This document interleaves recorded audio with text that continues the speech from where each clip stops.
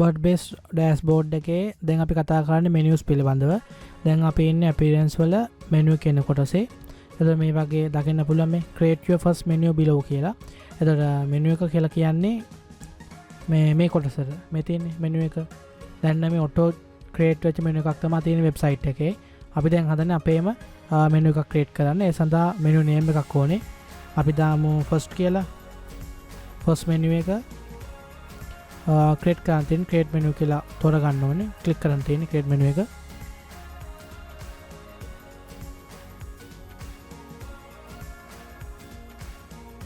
එතකොට මෙන්න මේ වගේ interface එකක් එනවා, page එකක් එනවා. එතකොට අපිට තියෙනවා මේ පල්ලෙහාන් තියෙන add menu items from the column on the left. වම් පැත්තෙන් අපිට items add කරන්න තියෙනවා. මේ මෙතන menu settings තියෙනවා. අපි එතකොට මොනවද add කරන්නේ? මෙතන most recent කියලා pages සම්බන්ධව තියෙනවා. pages මොනවද most recent pages? සාමේ view all කියලා pages තියෙනවා. post තියෙනවා, notifications තියෙනවා, custom links තියෙනවා, categories තියෙනවා, formats තියෙනවා. ඒ වගේ අපිට ඒවා පුළුවන් අපේ menu එකට add කරන්න. එතකොට බලමු අපි එතකොට post pages වලින් home එක, contact us එක, privacy policy page එක දැන් page තියෙනවා නම් ඒවා add කරනවා. අපි දැන් menu එකට add කළා. add to menu කළා.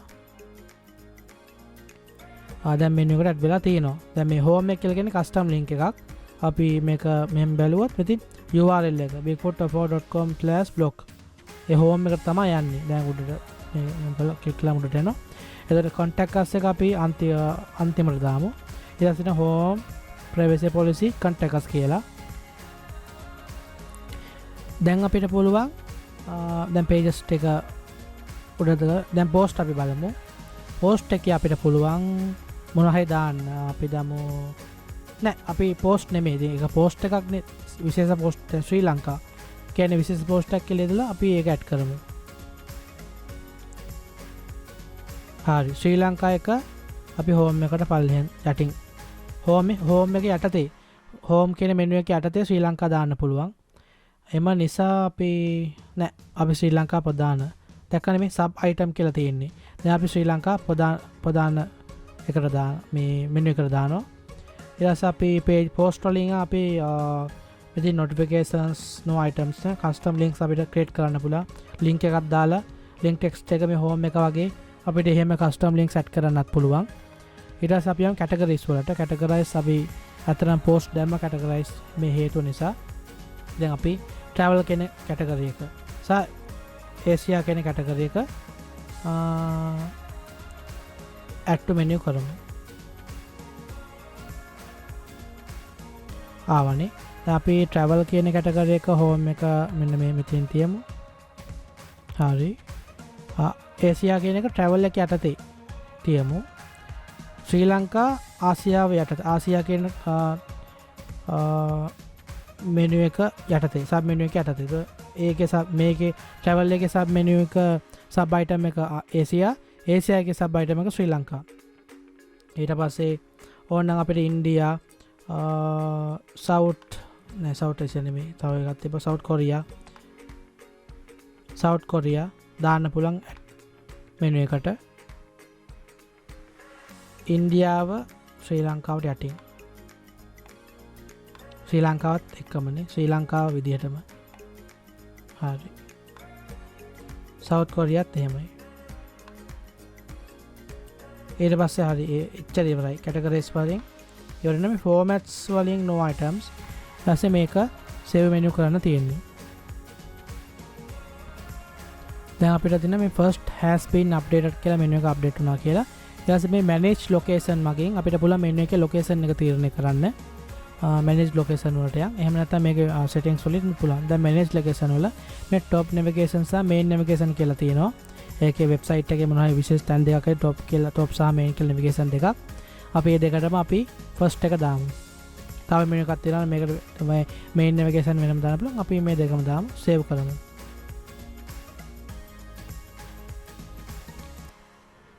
ඊට පස්සුව අපි edit menu කොටසට ආවොත් අපිට බලා ගන්න මේ පල්ලෙහාට ගිහලා මෙතන මේ menu settings වල මේ තියෙන top සහ main කියන navigation වලට click වෙලා තියෙන අපි මොකද මේ menu එකේ menu manage location එකනොත් අපි ඒ දෙක තෝරාගත්තා. මේ මෙනු එකම එන්න ඕනේ කියලා. අපි දැන් බලමු page අපේ වෙබ්සයිට් එක රිෆ්‍රෙෂ් කරලා. දැන් අපේ මෙතින අලුත් පෙනුම වෙබ්සයිට් එකේ. එතකොට අපිට දකින්න පුළුවන් මේ home තියෙනවා. home තියෙනවා, travel තියෙනවා, travel එකේ යටතේ Asia තියෙනවා. Asia යටතේ Sri Lanka, India, South Korea menu එක තියෙනවා. මේ privacy policy page එකට යන්න පුළුවන්. මෙතන contact us page එකට යන්න පුළුවන්. මෙතනත් තියෙන මේ top මම හිතන්නේ මේක තමයි main menu එක. මේ තියෙන top menu එක. මේ contact us, privacy policy, travel, ආසියාව ගියොත් ශ්‍රී ලංකා, ඉන්දියා, South Korea තියෙනවා. ඒ අදාළ post වලට යන්න පුළුවන්. සහ මෙතන home කියන menu එක තියෙනවා. එහෙම තමයි menu එක සෑදෙන්නේ website එකට. මෙතන search box එක තියෙනවා. ඒක මම හිතන්නේ team එකෙන් එන එකක්.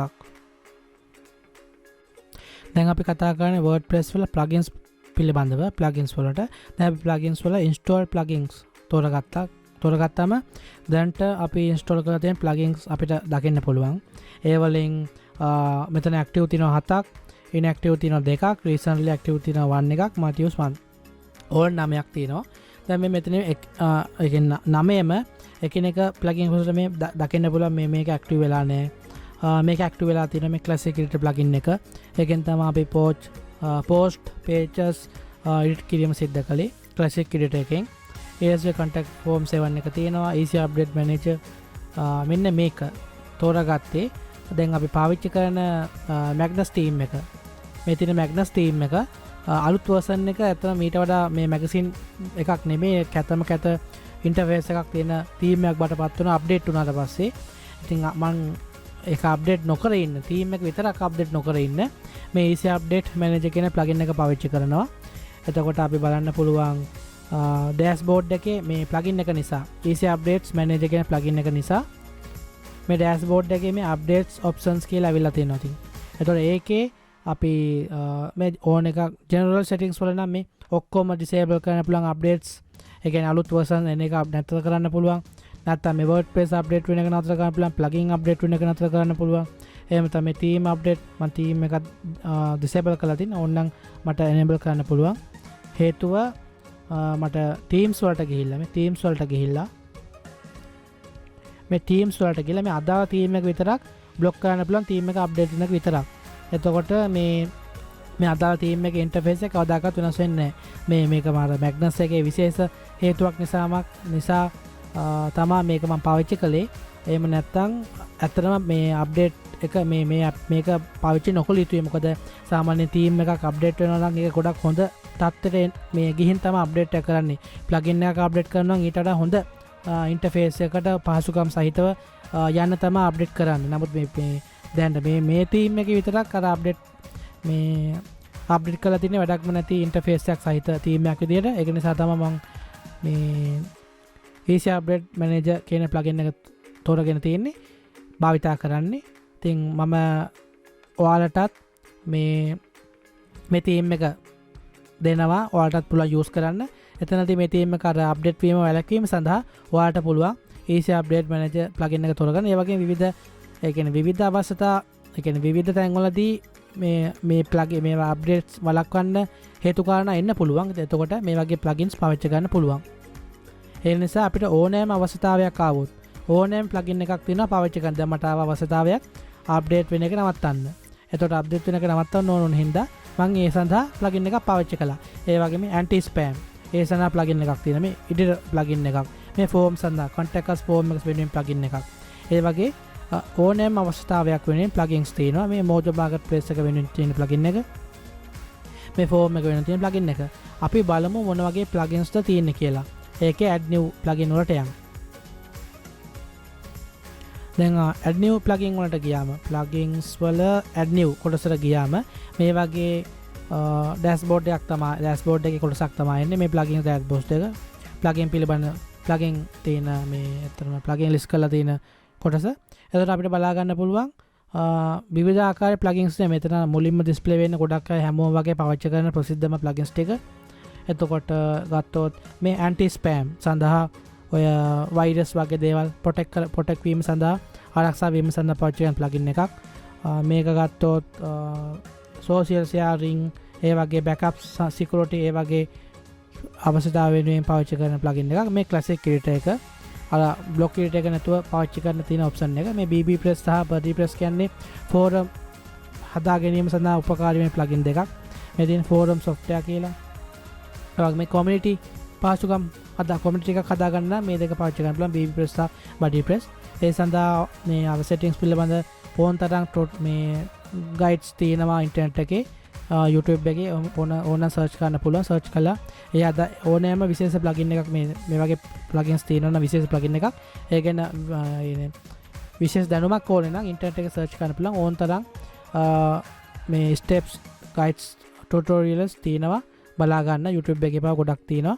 ඉතින් අපිට ඒ වගේ ඒවා බලලා මේ ඕනෑම ප්ලගින් එකක් පිළිබඳව හරියට settings බලාගෙන හදන්න පුළුවන්. දැන් මේ දෙක නම් පාවිච්චි කරන්නේ ෆෝරම් එකක් හදාගන්න වෙබ්සයිට් එකට මෙම්බර්ස්ලට ඇවිල්ලා ප්‍රශ්න අහන්න පුළුවන් වෙන කටට උත්තර දෙන්න පුළුවන්. ඒවට තමයි ෆෝරම් කියන්නේ.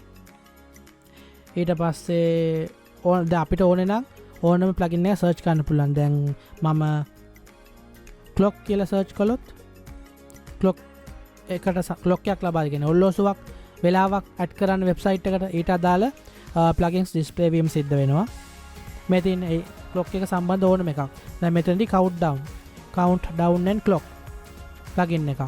මෙතනදී මේ ඕන ගොඩක් මේ ඇනලොග් ක්ලොක් එකක්. දැන් මේ මෙතනදී පෙන්වනවා මේ කොච්චරක් ඉන්ස්ටෝල් කළාද කියලා.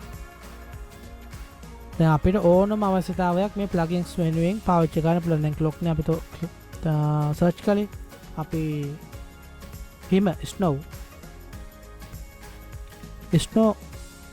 කියලා සර්ච් කළත් ඊට අදාළ පහසුකම් සපයන plugins අපිට හම්බ වෙනවා. දැන් අපි සර්ච් කළා.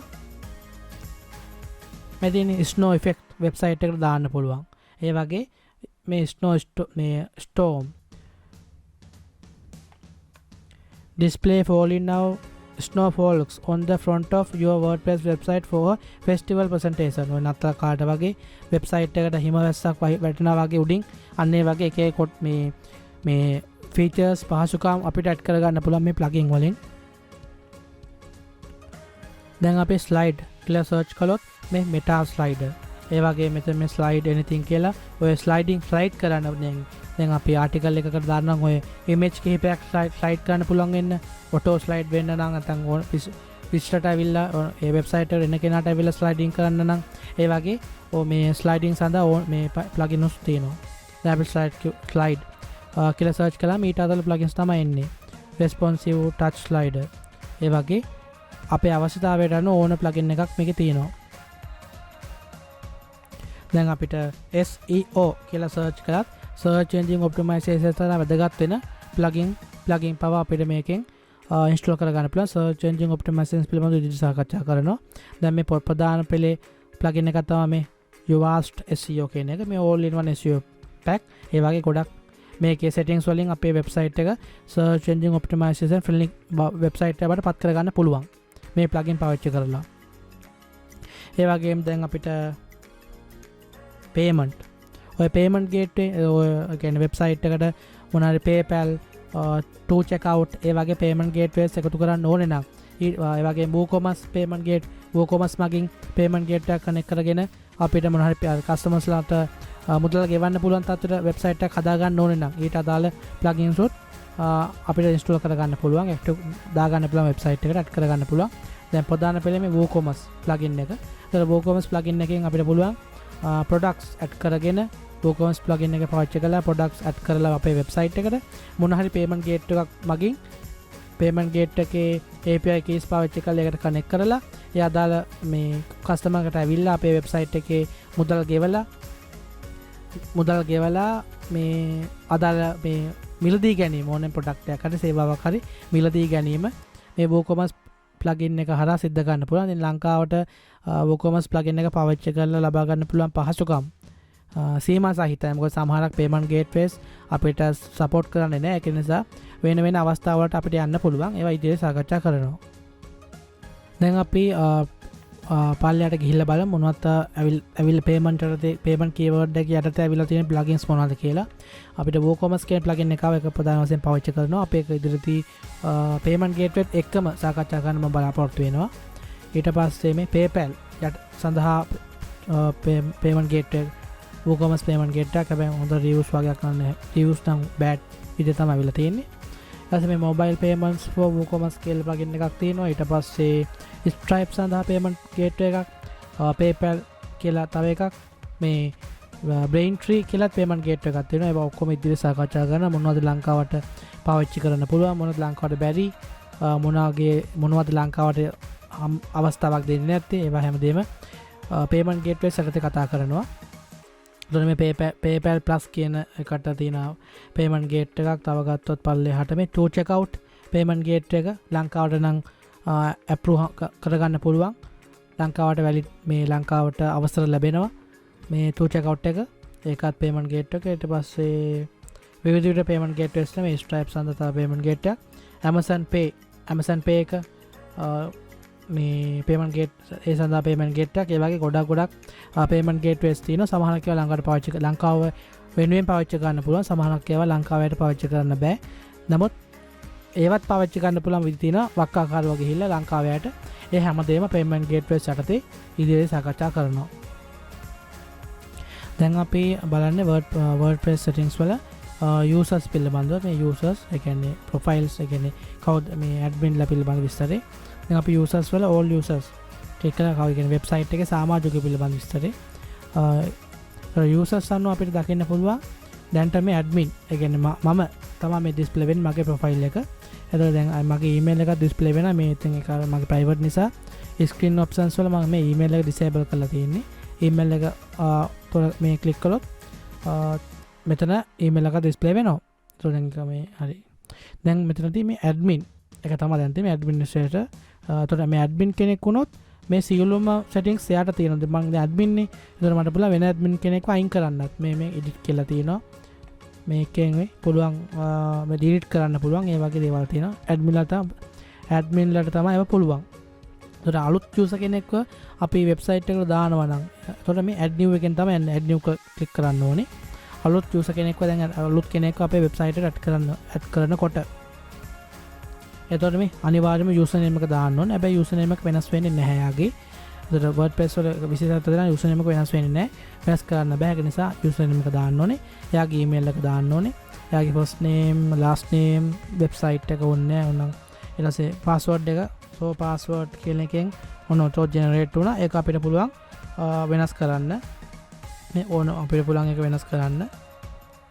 ඊට පස්සේ confirm password එක මේ confirm use of weak password එක කියන්නේ weak password එකක් නම් මේ confirm කරන්න පුළුවන් weak එකක් ගැටලුවක් නැහැ කියලා. send me the new user and email about their account. අර user verification එක කියන්නේ අලුත් admin ට email එකක් යනවා. ඒක නැතු කරන්නත් පුළුවන්. ඒක app මේ click කරන්නත් පුළුවන්. role එක මොකක්ද? අලුතින් එන සමාජිකයාගේ role එක මොකක්ද? එයා subscriber කෙනෙක්ද? එයා editor කෙනෙක්ද? author කෙනෙක්ද? admin කෙනෙක්ද? contributor කෙනෙක්ද? ඒ කියන්නේ උදාහරණයක් විදිහට subscriber කෙනෙක් නම් එයාට මෙන්න මේ කොටස විතරයි මෙතින් මේ කළු පාට බාර් එක විතරමයි display වෙන්නේ. ඊට එහා මේ කිසිම බාර් එකක් මේ කිසිම option එකක් display වෙන්නේ නැහැ. එතකොට මේ new weather catching updates සා මෙන්න මේවා කිසිම දෙයක් display වෙන්නේ නැහැ. මේ bigfoot topper කියන එකයි visit site කියන එකයි මෙන්න මේ කොටසයි edit my profile log out එකයි යාගේ profile එකයි තමයි display වීම සිද්ධ වෙන්නේ. එතකොට ඒ subscriber කියන කෙනාට එතකොට contributor author editor අන්න එයාලට අනන්න වෙච්ච settings display වීම සිද්ධ වෙනවා. දැන් උදාහරණයක් විදිහට editor කෙනෙක්ට නම් සීලොම කියන්නේ admin ගේ හැම බලතලයක්ම ලැබෙන්නේ නැහැ. නමුත් කියන්නේ web page එකක් edit කරන්න පුළුවන්, post එකක් edit කරන්න පුළුවන්. ඒ වගේ editing පැත්ත ඇතුළුව settings එයාට හම්බ වෙනවා. එතකොට admin කෙනෙක් නම් මේ තියෙන සීලොම දේවල් එයාට display වෙනවා. අතන වෙන admin ලව අයින් කරන්නත් පුළුවන්. එතකොට එයාට පුළුවන් website එකේ අනසක එයාට මේ ලබා ගන්නත් පුළුවන්. ඒ වගේ නැත්නම් admin කියලා කියන්නේ සම්පූර්ණයෙන්ම අයිතිය දෙනවා වගේ තමයි වෙන admin කෙනෙක්ට ඕන දෙයක් කරන්න පුළුවන්. වෙන authors ලව අයින් කරන්න පුළුවන්. ඒ වගේ. ඉතින් ඒක ඒ අදාළ එන කෙනා මත depend වෙනවා. එයා subscriber කෙනෙක්ද, author, editor, admin, contributor ඒ වගේ subscriber කෙනෙක් නම් මෙන්න මේ කළු පාට මේ උඩ තියෙන බාර් එක විතරමයි ලැබෙන්නේ display වෙන්නේ. ඒක නේ වෙබ්සයිට් එක බලන්න එන කෙනෙක් වගේ තමයි. විස්තර කෙනෙක් හා සමානයි. කිසිම දෙයක් නැහැ. එහෙම එයා අදාළ කෙනාගේ විස්තර ෆුල් ෆිල් කරලා add new user කරන්න තියෙන්නේ. දැන් අපි කතා කළේ කියන්නේ බේසික් මට්ටමින් WordPress වෙබ් අඩවියක් ඩිසයින් කරන විදිහ.